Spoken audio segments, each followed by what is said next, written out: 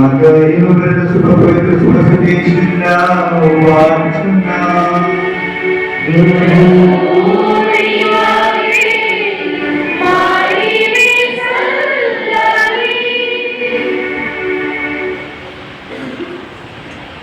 ಆ ಕಾಲದಲ್ಲಿ ಯೇಸು, ಪಿತನೇ, ಭೂಸ್ವರ್ಗದ ಒಡೆಯನೇ, ಜ್ಞಾನಿಗಳಿಗೂ ಮೇಧಾವಿಗಳಿಗೂ ಈ ವಿಷಯಗಳನ್ನು ಮರೆಮಾಡಿ ಮಕ್ಕಳಂತವರಿಗೆ ನೀವು ಶುದ್ಧಪಡಿಸಿದ್ದೀರಿ.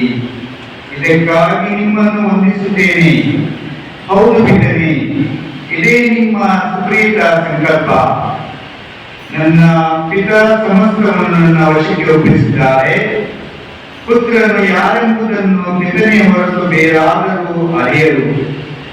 ಪಿತನು ಯಾರೆಂಬುದನ್ನು ಪುತ್ರನು ಮತ್ತು ಯಾರಿಗೆ ಪುತ್ರನು ಅವರನ್ನು ಶುದ್ಧಪಡಿಸಲು ಇಚ್ಛಿಸುತ್ತಾನೋ ಅವರೇ ಹೊರತು ಮತ್ತಾರು ಅರಿಯರು.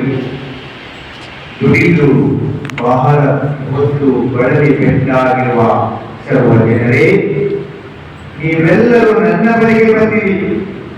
ನಾನು ನಿಮಗೆ ವಿಶ್ರಾಂತಿ ಕೊಡುತ್ತೇನೆ. ನಾನು ವಿನಯಶೀಲನು, ದೀನ ಹೃದಯವನು. ನನ್ನ ನೊಗಕ್ಕೆ ಹೆಗಲ ಕೊಟ್ಟು ನನ್ನಿಂದ ಕಲಿತುಕೊಳ್ಳಿ, ಆಗ ನಿಮಗೆ ವಿಶ್ರಾಂತಿ ಸಿಗುವುದು. ನನ್ನ ನೊಗ ಹಗುರ, ನನ್ನ ಹೊರೆ ಸುಗಮ ಎಂದೆಳು.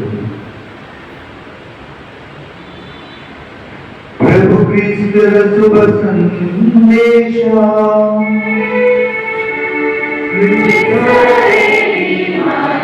ಸ್ತುತಿಯು ಸಲ್ಲಲಿ.